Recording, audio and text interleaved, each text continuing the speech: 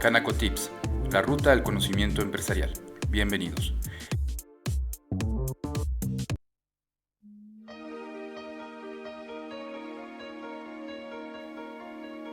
Entonces, tenemos que en la exposición de motivos se incorpora este artículo argumentando el fisco pues que requiere de información relevante de manera oportuna y consecuentemente a falta del dictamen que se pretende eliminar. Esa fue la justificación que se da. Y quien no la presente en términos correspondientes, pues tendría no solamente una sanción por cometer la infracción de la no presentación, adicionalmente de que puede estar castigado por el 32D, es decir, no contratar la venta de bienes o la prestación de servicios con el gobierno federal y sus organismos descentralizados desconcentrados. Entonces, hay dos consecuencias, y así lo dijo en la exposición de motivos. Recordemos el 31A, cómo está tan abierta esta facultad y por supuesto de manera ilimitada. Dice, los contribuyentes tienen que presentar la declaración, presentar la información de operaciones que señale el SAT. Que señale. No dijo qué tipo de declaraciones, no le puso límites. Que señale mediante reglas de carácter general. Reglas de carácter general. Estas nacen precisamente en el mes de octubre del año del 2014.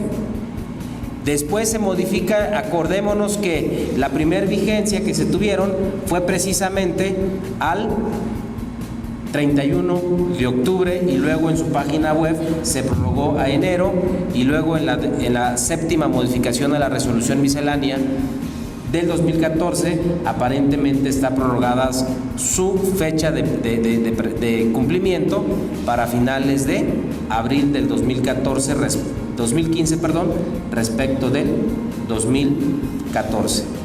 ¿Ok? Este es el pequeñísimo resumen. ¿Cómo lo van a hacer? A través de formatos electrónicos. También en su momento el SAT publicó un formulario electrónico que hoy continúa en la página web. No es un formulario, en novedad de razón, impreso.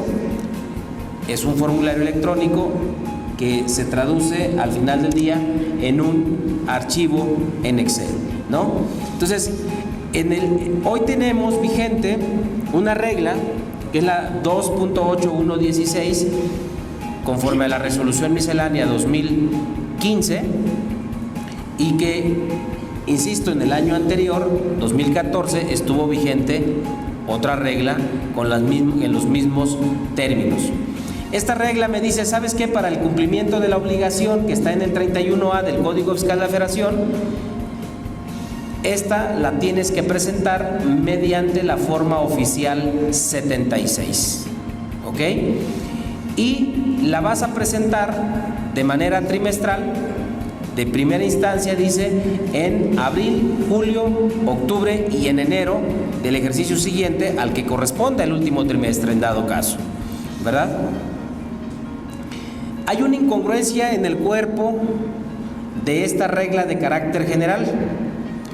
Me señala meses abril, agosto y así se va hasta enero. Sin embargo, en el cuadrito, llamémosle calendario de cumplimiento, dentro de la misma regla, señala que enero, febrero y marzo se presentará en mayo del 2015, mientras que el texto dice que es en abril. Creemos pues que la fecha máxima de presentación deberá ser el último día hábil de mayo del 2015 respecto del primer trimestre, enero, febrero, marzo del 2015 y así sucesivamente, porque me parece que es mucho más claro el calendario en el cuadrito que el texto mismo, ¿sí? Pero estoy hablando, insisto, de la resolución miscelánea fiscal 2015. Luego entonces debemos de entender que se refiere a las operaciones relevantes que celebra el contribuyente en el ejercicio del 2015, lo que estamos hablando, ¿ok? En su momento vamos a tocar un problema que le vemos jurídicamente a la declaración, a esta declaración llamada DIOR respecto de 2014. Entramos al anexo 1, donde nos señala la forma oficial 76, y ahí lo único que hay es una remisión a la página web para encontrar el programa electrónico o formulario electrónico que en su caso requisitaríamos para que sea enviado al SAT. Viene la ficha de trámite, las explicaciones a las que se refiere, y finalmente recordemos que esta declaración se presentará mediante un archivo en Excel que se tendrá que bajar del portal. ¿Ok? ¿Qué operaciones son las relevantes para efectos del SAT y que en su caso deberíamos de incluir en este formulario? Recordemos que la pretensión de acuerdo a la exposición de motivos es obtener información relevante, y la otra a falta de dictamen. Pareciera ser, así como lo vamos a ver, que es la lista de las BEPS, es decir, de las estrategias fiscales que quizás el SAT entienda como agresivas. Y aquí pudiéramos también mencionar que algunas operaciones, el micro, el pequeño y el mediano empresario diría, yo no las realizo comúnmente, pero hay un gran paquete que seguramente sí las va a realizar y que tendrá que tener mucho cuidado y tomar decisiones desde ahora para interponer en su caso el amparo, si es que así lo decidiera después de un análisis jurídico con su consultor, o en su caso valorar la no presentación con las consecuencias económicas y la posibilidad de no considerarse como proveedor del gobierno, ¿verdad? Entonces, en primera instancia hay que informar las operaciones financieras derivadas, reguladas por la ley del impuesto a la renta. Estas operaciones financieras derivadas son las que se realizan a través del MEXDER, mercado de derivados, que, insisto, normalmente están ahí empresas grandes, ¿verdad? Que van a decir, pues yo no las hago. Luego tendríamos también operaciones financieras determinadas por el artículo 2021, también tiene que ver con operaciones financieras derivadas, y viene un primer paquete que yo creo que ya empieza a afectar a todos, no solamente los grandotes, que son operaciones entre partes relacionadas, en donde debe de existir, en novedad de razón, precios de transferencia, en los casos que así aplique, estudio de precios de transferencia y quizás su informativa de operaciones entre partes relacionadas, conservando la documentación correspondiente a efectos de garantizar que el monto del ingreso que estamos acumulando es el que debe ser, y que por otro lado estamos deduciendo la parte o la deducción que corresponde. ¿Estamos de acuerdo? Y aquí viene el primer problema. Oye, si tienes una variación de un 20% en el valor total de la operación, infórmamela. No te esperes al dictamen. Oye, es que soy opcional, pues ni vas a dictaminarte a lo mejor. En la anual, pues a lo mejor tampoco la estamos informando. Y esta declaración, insistimos, es trimestral. Si la variación de esos ajustes, considerando tus operaciones que realizaste y el estudio de precios de transferencia, es más de 5 millones de pesos la modificación, avísale al SAT inmediatamente. En novedad de razón, este es como un foco rojo que le estamos mandando nosotros. Seguramente antes de que cierres el ejercicio pudieras tener ya un requerimiento de información. ¿Ok? ¿Por qué? Porque si bien es cierto puede no haber un impacto en impuestos sobre la renta, sí puede haber un impacto en materia de IVA o de IEPS, que se causa y se debe pagar mes a mes.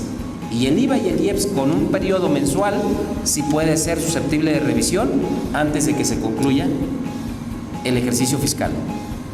¿Ok? Luego tenemos, precio de transferencia, igual ir revisando. Aquí hay un concepto muy importante en el numeral 14, regalías.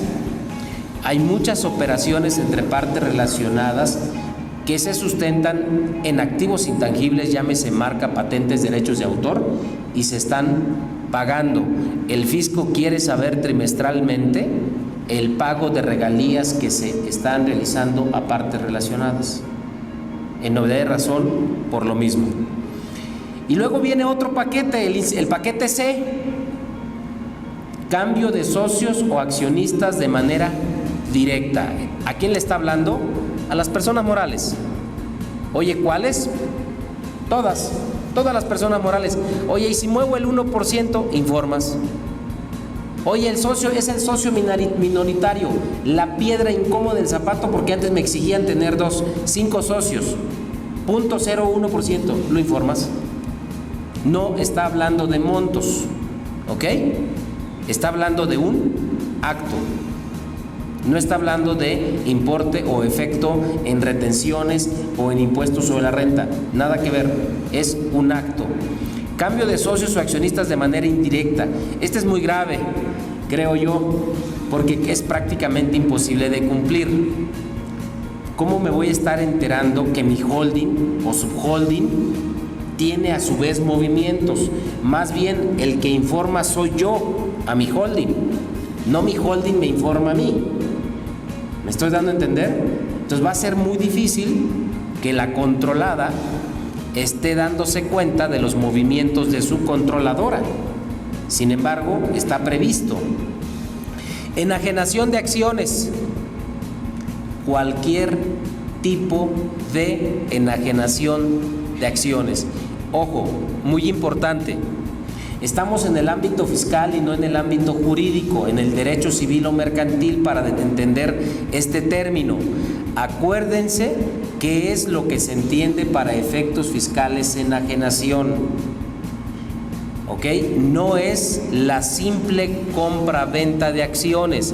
La compra-venta es una modalidad que para efectos fiscales se considera enajenación de acciones. La donación es enajenación para efectos fiscales, pero su ingreso para efectos del impuesto sobre la renta puede estar exento. Acá me está pidiendo que le informe enajenaciones de acciones. Luego entonces estaría incluida inclusive, valga la redundancia, la donación de acciones. Tampoco me está poniendo montos ni participaciones. Oye, dictaminamos la operación, de todos modos, mándale la DIOR. ¿Ok? El 15, 16 y 17 pareciera ser que es lo mismo, ¿no? Tiene que ver con movimientos accionarios. Si estoy enajenando acciones, pues muy seguramente alguien sale o alguien disminuye su participación o viceversa, ¿verdad? Alguien entra o alguien incrementa su participación. Realizó cambio de residencia fiscal de extranjeros a México. Está hablando de residentes en el extranjero que vienen a México. Acuérdense que para personas morales y desde hace algunos años también para personas físicas no importa la nacionalidad para que seamos residentes fiscales en México. Personas morales, asiento principal de negocio; personas físicas, en dado caso, fuente principal de los mismos. Obtención de residencia fiscal en México, además de mantenerla en otro, también puede aplicar a personas físicas. Quienes estén manejando ejecutivos o lo que se conoce expatriación de ejecutivos, seguramente se va a estar informando recurrentemente al fisco. Reestructura o reorganización por enajenación. Esta es una figura jurídica que se puede dar a través de fusiones, escisiones y transformaciones, o una reestructura a través de acciones, y está regulado por la ley del impuesto a la renta. Hoy me parece que debe ser el artículo 22 o 23. Ya viene, es una figura de hace muchos años. Hay que dictaminar, y en su caso no tiene efecto fiscal este intercambio de acciones. Tendríamos que informarlo. Dentro de este último paquete de otras operaciones relevantes, viene enajenación de bienes intangibles. Desde hace muchos años es una operación que ha generado o que ha sido producto de fiscalización, ya sea enajenación dentro del país o sea una enajenación hacia el extranjero buscando mejor trato fiscal. El fisco quiere saber cada 3 meses las operaciones de enajenación de bienes intangibles. ¿A qué me refiero? A compraventa de marcas, patentes, derechos de autor. ¿Ok? enajenación de un bien conservando algún tipo de derecho sobre dicho bien, ¿esto qué es? Constitución de usufructos o transmisión de nudas propiedades de cualquier tipo de bien. Esto también se ha venido manejando hace algunos años como estrategias, además de que en algunos casos puede estar como práctica fiscal indebida. Hoy el fisco quiere que se le informe también trimestralmente. Enajenación de activos financieros, lo mismo, aquí estamos hablando, aquí podemos estar incorporando cartera de clientes, movimientos con las carteras de clientes. Y una típica que quizás se esté realizando cotidianamente con sus reservas sería el arrendamiento financiero, como un esquema de financiamiento. Aportación de activos financieros a fideicomisos también los quiere conocer. Y enajenación de bienes por fusión o escisión. Acordémonos que cuando hacemos una fusión o escisión, regla general se entiende que hay enajenación y se causaría un impuesto a la renta y quizás IVA. Pero si se cumplen requisitos del Código Fiscal de la Federación, no hay enajenación para efectos fiscales. Luego entonces sería la única forma de sustraernos de esta informativa. ¿Ok? Operaciones con paraísos fiscales los quiere conocer el fisco. Operaciones de financiamiento, esta téngala muy presente porque es una operación muy cotidiana en las empresas, muy cotidiana. Operaciones de financiamiento en las que se haya pactado que la exigibilidad de los intereses sea después de un año. Normalmente se le presta al socio mayoritario y ni intereses le cobramos. Es más, ni siquiera cumplimos con requisitos y nos la volamos en el dividendo ficto. Cae en dividendo ficto y además ahora está diciendo el fisco, informa. ¿Ok? La otra, pagos de intereses que provengan de operaciones de financiamiento cuya exigibilidad fue pactada más de un año. Fíjense, está hablando de quizás para él de operaciones de plazo mayor. ¿Ok? Registros de intereses. Aquí el supuesto registro de intereses en contabilidad. Pues dígame, ¿quién no registra intereses? Todos. Pues todos tendríamos que estar informándolo, siempre que la exigibilidad sea superior a un año. Transmitió pérdidas, pues, o dividió a través de una escisión. Si tú te escindes, haya o no haya enajenación, pero le transmitiste pérdidas a la escindida, tienes que avisar al fisco dentro de esta declaración. La transmisión de pérdidas pendientes de disminuir de ejercicios anteriores también, por escisión, hay que informarla. Y también por fusión, si nos fusionamos con una empresa que tuviese pérdidas, las vamos a poder aprovechar, pero hay que avisarle antes al fisco. Todos los reembolsos de capital, creo yo, se tienen que informar al fisco por parte de la empresa o persona moral que los esté pagando. O si paga dividendos, los tiene que informar cuando los recursos que sirvieron para pagar dividendos sean provenientes de un préstamo. Aquí en este último rubro ha generado mucha inquietud entre nosotros. Sí, a los reembolsos también los estaríamos informando únicamente cuando provienen de préstamos los recursos que sirven para pagar los reembolsos. De lo contrario, cualquier reembolso, no importando el origen del recurso, tendríamos que estar informando. Esta declaración que le hemos llamado DIOR es independiente, a todas conocidas, no está condicionada a su presentación a alguna deducción, ni tampoco tiene que ver con operaciones de lavado de dinero, ni tampoco tiene que ver con operaciones inusuales o sospechosas. No confundamos, en su caso serán un paquete tercero de presentación de información al fisco. ¿Ok? Esto no está regulado por ley de lavado de dinero. El 32D decía, son los que tienen que tener su consulta de cumplimiento de obligaciones para poder operar con el gobierno federal. Si no lo hacen, pues en novedad de razón no podrían ser proveedores. Esta sería una causal por las cuales no. Si observan el 31A del Código Fiscal de la Federación, cuando inicia su vigencia y hasta el antes de que salga publicada la resolución miscelánea fiscal del 2014 y regula esta declaración, pues para todos incluyéndome, pasó inadvertido. Cobra importancia y llama la atención a partir de que mediante reglas de carácter general nos mencionan qué información y qué operaciones vamos a informar. Antes no le hicimos caso. ¿Ok? La multa, pues eso sería una infracción a la contabilidad que puede estar entre 11,240 pesos y 22,500 pesos la no presentación. Creo que ese sería el caso de no ampararse, de no obtener una resolución provisional y que lógicamente de no presentar la declaración. Tendríamos que sopesar si la presentamos o no, suponiendo que puede haber una multa o posiblemente un acto de fiscalización directo a la operación. Nótese que mencionamos otras operaciones que generan impuesto a la renta por dicha operación y no necesariamente tenemos que esperarnos al ejercicio siguiente, a la conclusión del ejercicio. ¿Ok? Hay una discusión que decía hace un momento, en la séptima modificación de la resolución miscelánea 2014, se modificó un transitorio, o se establece un transitorio más bien, para decir que lo correspondiente al 2014 se presentará el 30 de abril del 2015.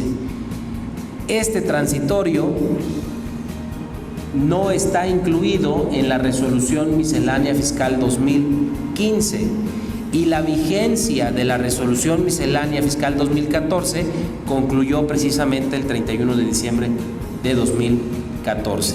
Pareciera ser que se cometió un error y tendríamos que verificar cuál va a ser la intención de la autoridad, si se pretende revivir esta obligación quizás con un vicio de legalidad. ¿Ok? Pareciera ser que así las cosas, en este momento no tendríamos la obligación de presentar la declaración la declaración de las operaciones relevantes del año del 2014. Estas son pantallas de la